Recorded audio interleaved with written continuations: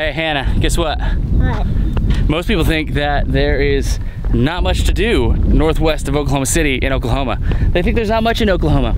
Well, guess what? I'm gonna show you 4 things that you can do in northwest Oklahoma. Yeah. They're a lot of fun. Hello. Hello. And welcome to Jet, Oklahoma. You've never heard of Jet, unless you're from Oklahoma. Specifically, unless you're from Enid, or if you really like crystals. That's right. So, I grew up, I was born 73 miles from here. I was born less than 2 hours from here. And my entire childhood, I had no idea that the area around Enid, Oklahoma, around Jet, Oklahoma, had so much random fun stuff to offer you and your children. And we're gonna show all of that to you today. Little RV tip here. Especially when you have kids and maybe they like don't turn something off all the way. It's just really easy thing to do. Right before you leave, you just kind of come over here to your little water and we literally just flip that switch to off. And now there's no water. And if somebody happened to have left, you know, the tap on and it's dripping, which happens, you're not gonna come home to your RV being flooded because you've turned your water off, so. True. All right, Brett, there's some Reflections by Cheska. Hey, What is around here, Cheska? so around here, maybe you can get a glimpse of it here in a minute,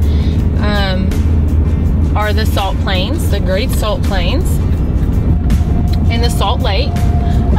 Yeah, so this is something that a lot of people know. I didn't know. There's the salt flats in Oklahoma create a very specific salt crystal that has this hourglass shape that you cannot find anywhere else in the world. I would love to maybe speak more about it. We'll try to talk when there isn't ambient noise. And then there's the Alabaster Caverns. Evidently there's a sod house, which I don't think we're gonna have a chance to go to. There's this, what do they have? The boiling springs, which are not actually hot springs, but it's just the way that the water runs in, it actually looks like it's like bubbling up and boiling. So that's pretty cool. Okay. And then there's also Little Sahara. So yeah, there's sand dunes out there. You can walk them, you can rent ATVs and ride around on them, and it looks like it would be a lot of fun. There's the Gloss Mountains, which are super epic. Just kind of this like red mesa. It's like that really like beautiful contrast of that red dirt, that red rock formation with a lot of times that blue sky behind it. Doesn't feel like you're in Oklahoma. It might kind of feel like you're in Utah or something,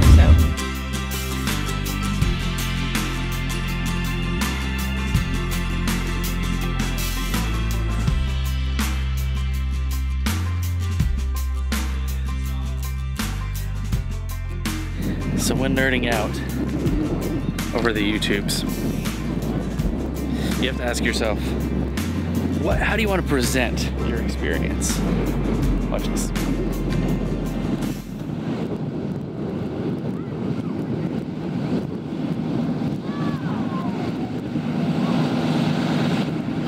That's where everybody digs for, yep, that's where everybody digs. But then also,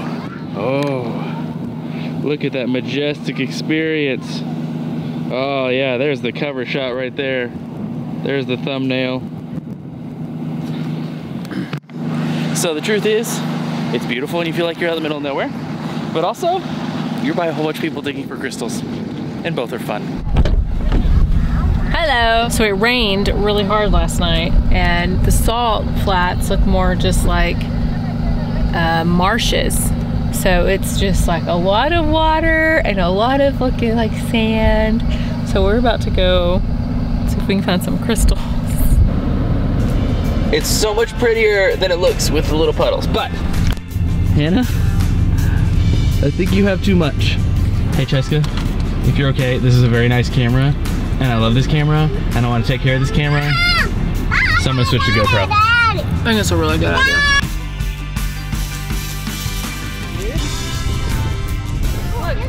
Can you see the hourglass shape? Yeah. Have the, like the sediment on the inside, isn't that cool?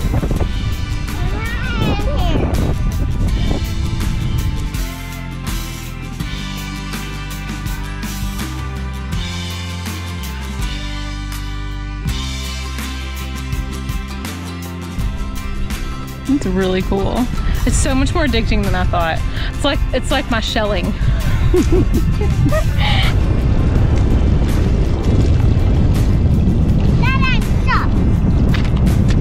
one's pretty big. You gotta be really careful with them when they're wet. We found us some crystals! Mommy, you might want to hurry. There's a bee on the... So, because it rained, and the rain, or the water, washes away like a lot of that top layer of the gypsum, and it kind of exposes, the crystals are like right underneath the very like top layer of the gypsum. And it just like washes away, the rain, the water washes away the clay and the sand, and then you get your crystal. So when it's really hot and then dry, people come and they dig. They bring water. They bring water to expose the crystal, get it all washed off, and today it was like there was no need for a shovel at all. The crystals were literally just sitting on the ground. Sitting on the ground like rocks, like they would hurt your feet. The sand is already starting to turn white, and so much of the water that was across the road when we drove in, it's gone. It's really pretty and otherworldly.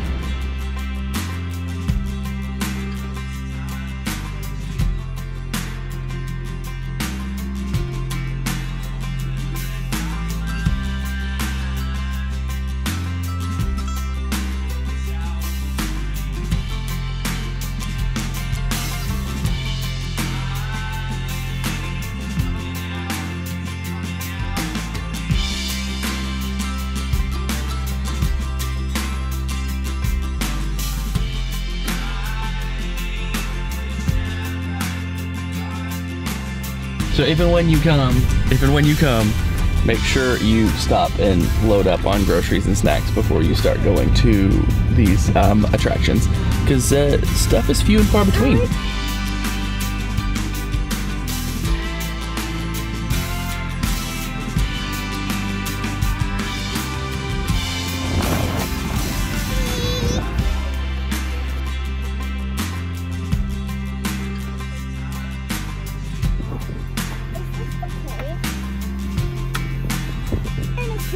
Hi, Kim. Questions we go through, feel free to ask.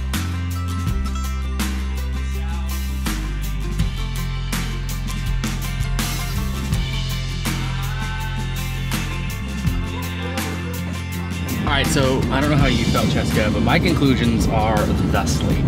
It is a cool little experience. I really enjoyed it, especially if you're already going to come to the area, or if you're coming to the area to enjoy all the things. I think it was by itself. I don't know if it would be worth the drive out way out here, but knowing that we're going to go to like 2 or 3 other places while we're here, I think it's definitely worthwhile and definitely very cool, and definitely not for a 2-year-old. It was a tease for Isaac.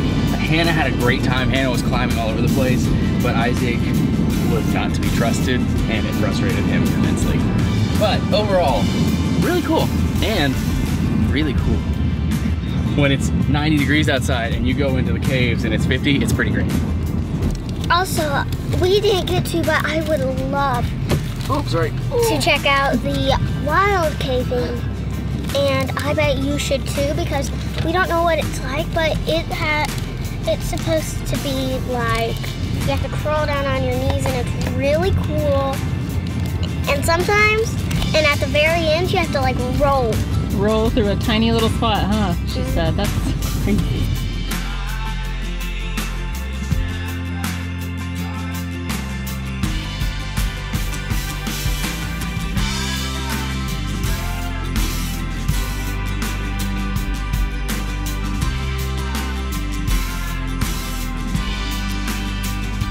This one is Little Sahara State Park. I just checked Google Maps. We're about 1 hour and 9 minutes northwest of Enid, and just wait till you see what we're about to see. We're not really gonna spend much time here because it's 95 degrees outside and Isaac's asleep, but I really wanted you to see it, and I really wanted to see it for myself, so here we go. Whoa, Hannah. Whoa. So I'm not sure if you could tell by looking, but all that green, there's sand underneath it, and there's just massive sand dunes off in the distance, and it's hard to do it justice, but I'll see what I can do.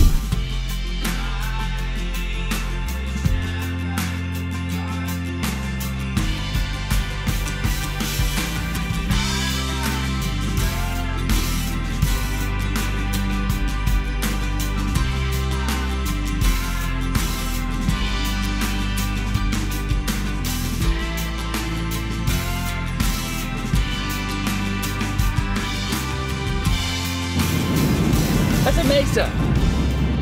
Like a proper, legit mesa.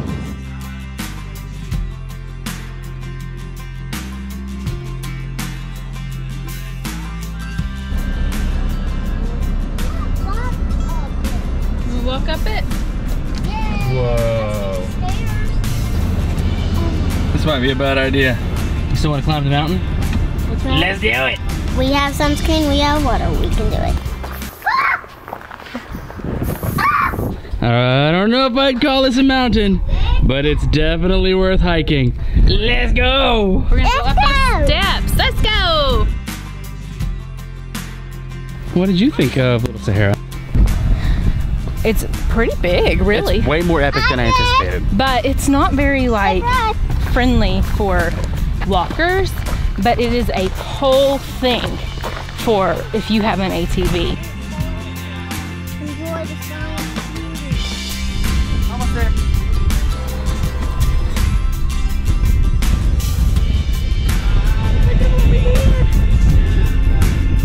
Well, it wasn't bad at all, was it?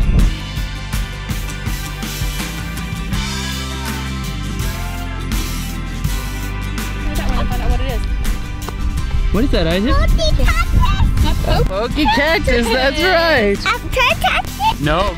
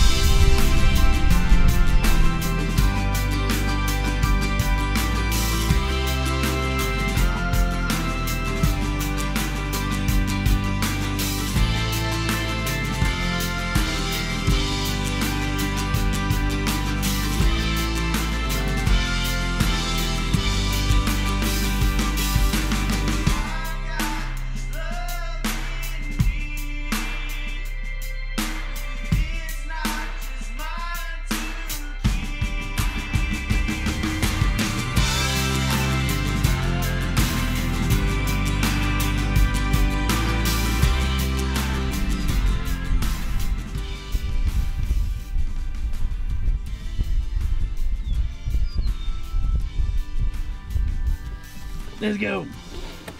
I didn't hear anything. Where the wind comes sweeping through the plains. Where the wind blows pollen up your nose.